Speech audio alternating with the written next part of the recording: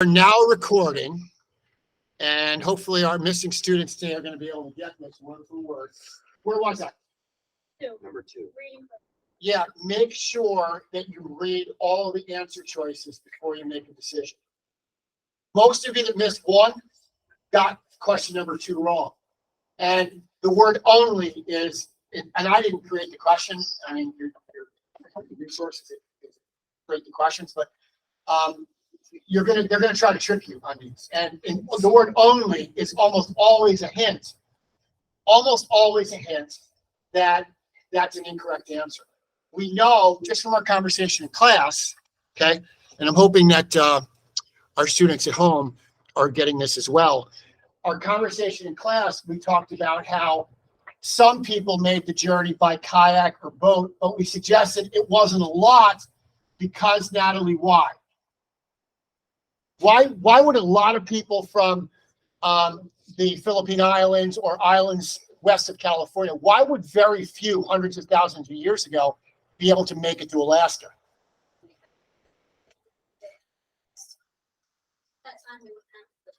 What technology would have been especially lacking 20,000 years ago that would have allowed large numbers of people to make it by boat? Compasses, absolutely. Even before compasses, what else is going to make it next to impossible for lots of people to survive that journey on the sea? How would they get here by sea? Cole? What kind of boats in 20,000 years ago? Like hollowed out canoes. Hollowed out canoes, kayaks.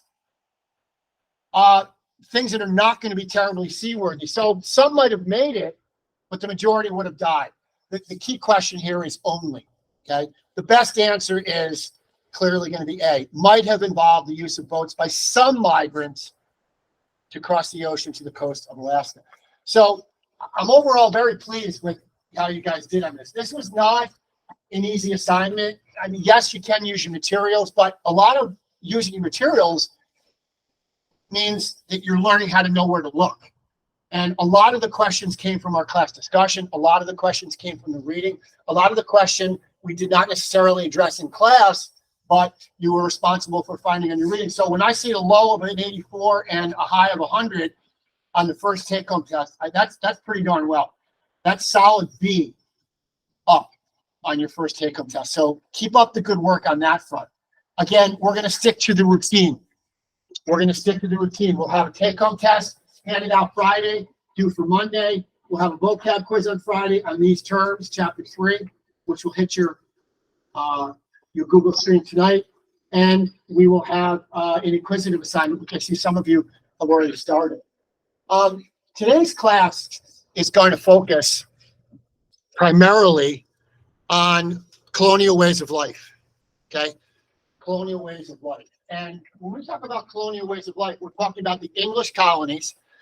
Chapter 3 is going to key in on the English colonies and how we're going to see a way of life develop within the colonies.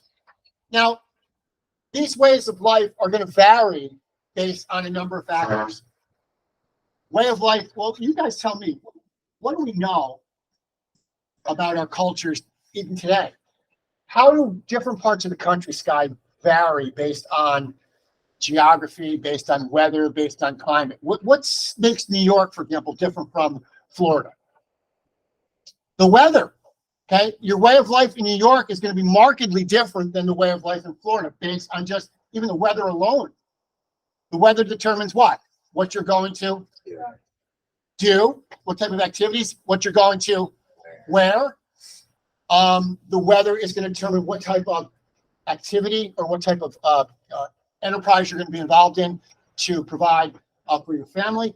And when we talk about ways of life, we're talking about the colonial way of life for the first really 150 years of the colonial existence. We're talking about 1607 to 1750. Lucy, what's the significance of this year here, 1607? It's significant for what purpose? If I said Pocahontas, would that help stir any memories? No. Cool. Wasn't it when the Jamestown colony was established? Jamestown Colony was established in 1607. Okay, Jamestown Colony established in 1607. That's the first permanent English settlement in North America. And that's going to be the focus of our lesson here. The first colonial ways of life in the English colony.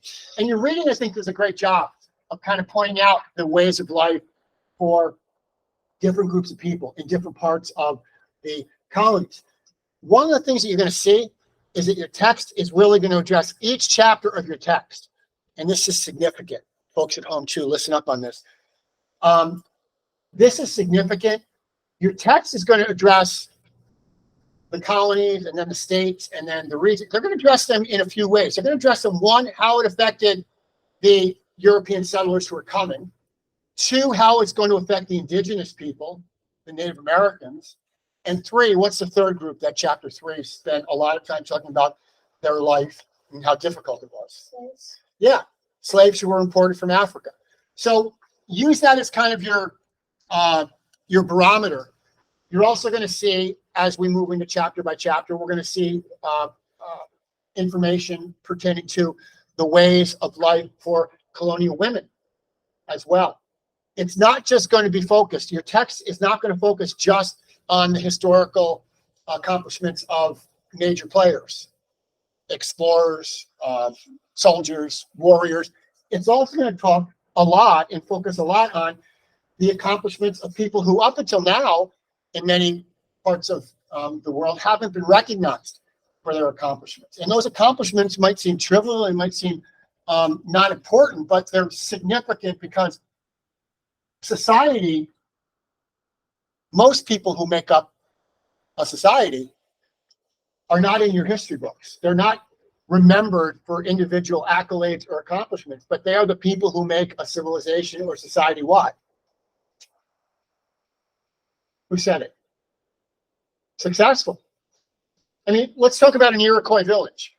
Who remembers, what was the significance of women in Iroquois villages thousands of years ago? Alex? They were decision makers. They could vote. They chose the leader. That's pretty darn significant compared to the fact that American women couldn't vote until about 100 years ago. American women could not vote in elections until about 1920, excuse me, 19th Amendment in 1920. And yet Iroquois women were taking out and choosing leaders thousands of years before that. We're going to talk about ways of life as they were developed in the colonies. All right, let's go to our next slide, and we're going to look at our focus questions, and then we're going to take a peek at this week's video. Folks that were out last week that might have missed the class that I recorded. Who was out last week that missed? Brady, did the audio on the videos that I played come through? All right, I worked on a fix on that, and I think I got it fixed. So hopefully, fingers crossed today. If you're home today and I play a video in class, you should have your author's video as we're playing. Let's look at our focus questions for this topic. I'm going to dim the lights a little bit so I can see the board a little bit better. And focus questions. What were the major factors that contributed to the demographic changes in the English colonies in the 18th century? Again, 18th century, we're talking the 1700s. 2, what roles did women play in the English colonies? Not surprisingly, women are going to play a similar role in the colonies that they played in Europe. Shouldn't be a big surprise. Now, people are coming from one continent to another, and they're bringing their way of life. They're bringing their culture with them. But we're going to focus in on what were the specific roles for women in the colonies. 3, what were the differences and similarities between the societies and economies of the southern New England and middle colonies? There were really 3 groups of colonies. 3 groups of colonies. And when we talk about the 3 groups, we're talking about the New England, okay? The New England colony, the middle colonies, and the southern colonies. And we're going to talk about the ways of life in each of those 3 groups. There were 4 colonies in the New England colonies. There were 4 colonies in the middle colonies. So how many were there in the southern colonies? 4 in the northern, 4 in the middle, and 5 in the southern colonies, for a total of 13 English colonies. 4, and this is a huge one. 4 is a biggie. How does race-based slavery develop during the 17th century? And in what ways did it impact the social and economic development of colonial America? What in the world does your author mean when he talks about race-based slavery? Mia. No longer slavery based on prisoners of war or other. It's more based on being black versus white. Yeah. Your author, I think that's a good response. I mean, your author makes a great effort of explaining that white Europeans don't invent slavery. Slavery existed in the world for thousands of years before the first African is going to be taken from the west coast of Africa.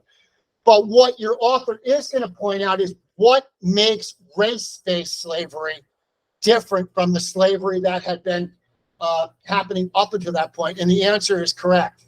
Race-based slavery is going to basically, for the first time, it is going to point to the race and the color of someone's skin as a means to determine whether they are going to be enslaved or not. Okay? And we're going to talk specifically about that. And the last point is, in what ways does the Enlightenment and the Great Awakening shape American thought? We're going to talk this week about 2 huge movements, the Enlightenment and the Great Awakening. One is a secular movement, a movement that's going to focus on science and reason and intellectual accomplishments. And at the same time, we're going to be talking about the Great Awakening, which is not a secular movement. The Great Awakening is, according to the reading, what? What is the Great Awakening? It will happen in the 1730s and 40s. It will spread across the colonies like wildfire, and it will be a movement motivated by what's the impetus behind the first Great Awakening? It wasn't reason or science or technology that was at the fore. It's like a religious movement to like spark interest. It was a religious movement, a revival, if you will, in religious thought. And both of these are going to be happening at the same time. And we're going to talk about why you can have that, why you can see that. This is just a quick comprehension question. Who remembers from the reading, what was the name of the term given to a person who believed in God? Franklin is a good example of one of these people. Benjamin Franklin believed in God. He believed that God played a hand in creating the universe and creating the natural world, but Franklin did not believe that God played a hand in the day-to-day operation of the world and the actions of human beings. God was more of a hands-off God. What was the name of the term that your book used to describe those religious people? Anybody catch that in the reading? We're going to see that as we read. The term is deist, okay, or deist plural. If you're a deist, the root of that is deo, which comes from the word deity, which means God. A deist was someone who believed that, God made the universe, God made the world, God made gravity, God made all of the stars, the whole kit and caboodle, but it was pretty much left to human beings to determine what's going to happen day to day. How is that different from religious belief up to that point?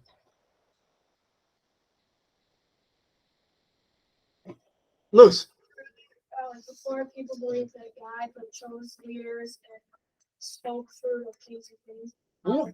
This is just saying that God left all of it. Yeah, deists believed that human beings and their world was up to pretty much what they made of it themselves. God was the creator, deists would say, but God was pretty much hands off. He wasn't going to interfere in the day-to-day operations of planet Earth. And this is big because most religious leaders are going to find conflict with that. They're going to find that's going to contradict what they had been teaching up until that point. We're more on that as we go. Let's take a look at our video on this topic, our overview video.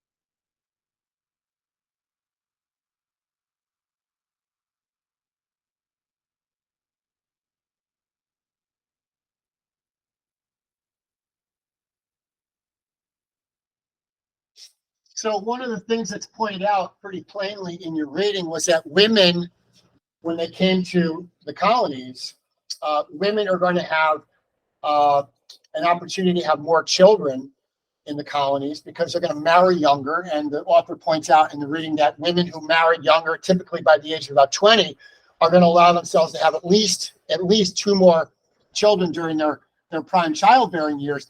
But the author also points out that childbearing in the colonies, especially in the early period, was dangerous. Why? Why was childbearing dangerous, Ava, in the colonies? Um, Yeah, I mean, most childbirthing was done by what was called a midwife. Usually a woman who was there to aid and assist and provide comfort for the women while they were giving birth. There was a huge risk of complication during pregnancy due to the loss of blood. If a woman hemorrhaged during childbirth, it typically could not be stopped, and it happened frequently. Anywhere from 3 to 5 out of 10 women. 3 to 5 out of 10 women could die during childbirth. Anywhere from 2 to 5 children during childbirth could die during the process. It was risky.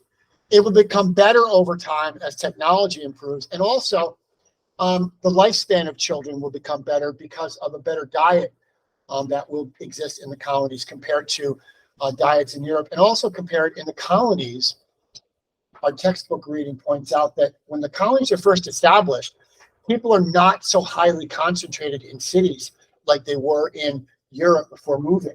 That provided a health benefit. How? How is it going to be beneficial to health that people are not living in congested areas in the Americas like they would lose in Europe? Because disease spreads quicker when everybody's around. Yeah, exactly. Disease is going to spread more quickly and more rampantly in largely populated areas because the colonies were more spread out, and especially in the middle colonies like New York and Philly or Pennsylvania, because that they're more spread out, people are not going to get sick nearly as much as they would. All right, let's go to the next slide. Let's go to page 3 and let's talk about diversity. Okay, diversity. We saw the diversity video from our author on the opening. Talk about the shape of early America. Again, we're talking 1607. All right. Most of your early settlers, ladies and gents, are going to be young, single, poor men. What were their motivations? What? To get rich. Yes, but is getting rich, especially among the English colonists, is getting rich their sole or their primary motivation for English colonists? Is getting rich their only motivation? Cole, why else are they coming if they're not wanting to get rich? To spread Christianity. To not only spread Christianity, but to practice Christianity where they don't have to worry about what? Getting their head chopped off for practicing a religion in England that wasn't acceptable. So they're coming for different reasons. A lot are coming to get rich. A lot are coming for excitement. A lot of them are coming for to find land. Land was cheap and largely available in the Americas, in North America, but also they're coming here to practice their religious beliefs in a way that's not going to allow them to be persecuted. Okay? Not going to allow them to be persecuted. Let's talk a little bit about death rates and birth rates before we move on. Those are both going to be important vocab words. This is a plan of a newly cleared farm, shows how trees were cut down and the stumps left to rot. What observations can you make about how these colonists may have lived and interacted based on the picture? We'll come back to that, but I want to talk about early settlers were usually under age 25, male, and poor. The colonies were a breeding ground, if you will, for young men looking for opportunity. Young men looking for opportunity. More so than the Spanish explorers that we talked about last week. The Spanish explorers, almost to a man, came here single. What do we know about English colonists? Mia Cleary. How are the English colonists different from the Spanish men who came here? Well, aside from what they were coming for, Yes. they were also traveling with family. They were bringing family members with them, and they were looking really to make a start for the family in the New World. This was not just an opportunity for them to come as a young man, but a place to come and bring their family members so everybody would have a good start. All right. These individuals, scrolling down, were part of a larger global migration pattern. Many people sought economic and social opportunities coming to North America, coming to the Americas. Others fled political or religious insecurity and hoped to find safe haven in the colonies. Captives from Africa, okay? Captives from Africa who were brought to the colony as slaves, and about 50,000 convicts who were sent to the colonies to relieve overcrowding in English prisons, had little choice in the matter. Yes, that number is right. 50,000 of the earliest settlers in North America, English settlers, were convicts. England's attitude was they were a drain on our economy, they were a drain on our taxpayers, they were a drain on our prison system. So their attitude was, and their action was, let's get the hell rid of them. Let's send them to the colonies. And 50,000 of the first group are going to be from that class of people who might have been in debtor's prison. They might have owed money that they couldn't pay. They might have been petty criminals. They might have been people who were such a drain on society that England said, okay, we've got these colonies in North America sprouting up. Let's let these people go. And actually, the colony of Georgia is going to be a huge enterprise in that regard. One of the leaders of the Georgia colony was a man named Oglethorpe. And Oglethorpe, yes, that's his real name, Oglethorpe. Oglethorpe's plan for the Georgia colony was to basically allow for a fresh start for felons in England who could come to America and basically have a fresh start, clean hands, and a brand new beginning. Okay, and at first it was largely successful. All right, vast majority of immigrants to the New World came from the British Isles. Okay, so that's important. We're talking not so much England proper on the continent, but the British Isles. Okay, the British Isles. It is purely legend. It is purely legend that when the first colonists arrived, they landed in a virgin territory that had never been touched by human hand or human ambition. Now, this is the big, I don't want to call it a lie, but this is the big misnomer that every one of us, me included, as a middle schooler and a high schooler in the 1970s and early 1980s, you know, Columbus discovered America. He didn't discover America. Columbus did not set foot on North America. Okay, the people who arrived from Europe were the first European settlers from England, but was the land unoccupied? Was the land virgin territory, Alex? No. I mean, there had been, in our earlier readings, there had been, for centuries, for thousands of years, okay, Native Americans hunted, cultivated, in many cases destroyed the territory in ways worse than the colonies and the colonists could have imagined. The inhabitants of North America, South America, and Central America were here long before Columbus and other Europeans arrived. Okay, but between 1770 and 1775, the population of the British colonies that became the U.S. grew from about 1 to 2.5 million. So it more than doubled in the span of a generation. 25 years, you go from, it almost triples. It goes from 1 million to 2.5 million. That is ungodly growth in terms of the number of people that are crossing. Okay. Now, due to earlier marriages, the birth rate in the English colonies was higher than it was in the rest of Europe. Makes sense. Women marrying earlier, they're going to pop out more kids.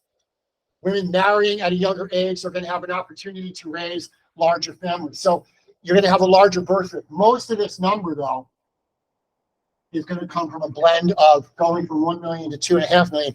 It's going to come from a blend of having more children for the women who come, and also more and more people coming from the Americas or to the America for the opportunities that exist.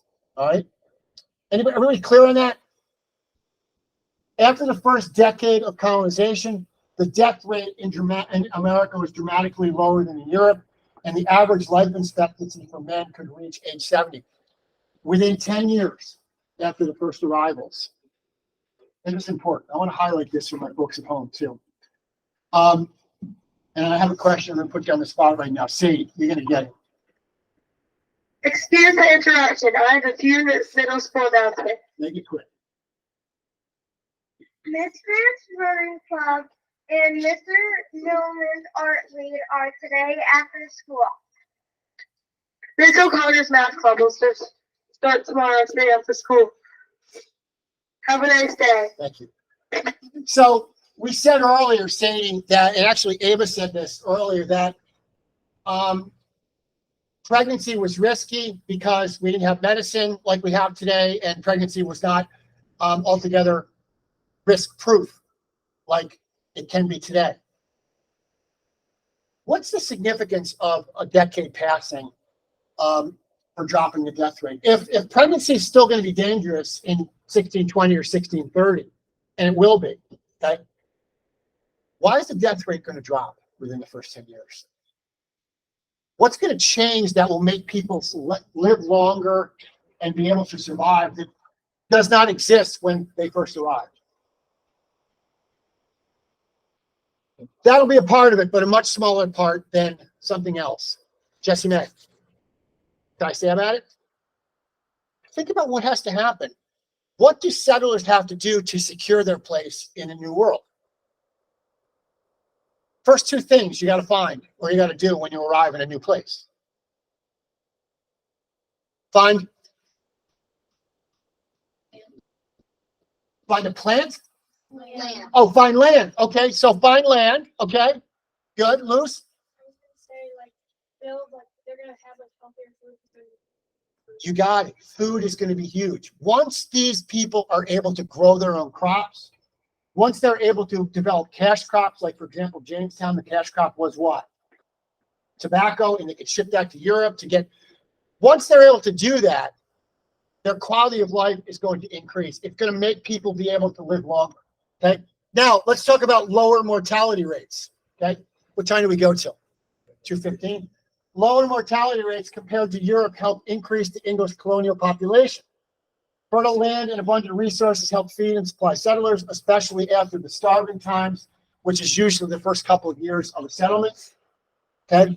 Rural living also decreased the spread of infectious diseases until the mid-18th century, when larger cities and increased trade and travel begin between them start to spread disease. So here's an interesting, we'll close on this topic today.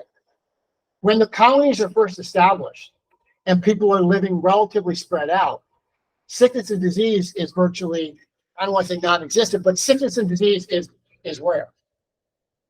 It isn't until the mid-18th century when what starts to develop that Americans start to get sicker. Look at the paradigm. What starts to develop in the mid-1700s that is going to result, Alex, in more and more Americans getting sick? Cities. People jam together in smaller communities. Okay, large numbers of people in a small area. What were the 4 biggest cities in the colonies? Last question before we close. 4 biggest cities in the colonies before the American Revolution. Who can tell me? New York City. New York City 1. Boston. Boston 2. Philly. Philly 3. Think South Carolina. Charleston. Okay. Charleston. Philly was the biggest, followed by New York, then Boston, and then Charleston. Okay. One or two. If you have your take-home test, chapter 2, just leave it on your workstation. I will come and collect it. Okay? I will come and collect it. Guys at home, hoping this worked, and I'm hoping the video is played. We'll be back tomorrow.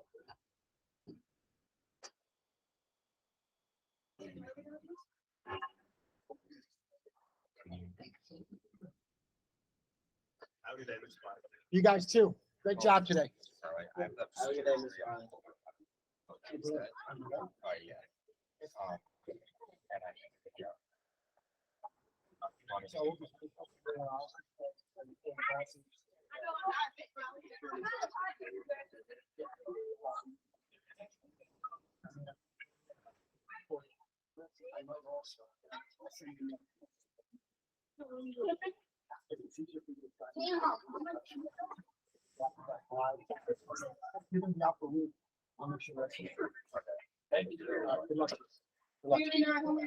Good night, everybody. Thanks, Mr. Martin. Okay, guys, thank you for everything. Anything you need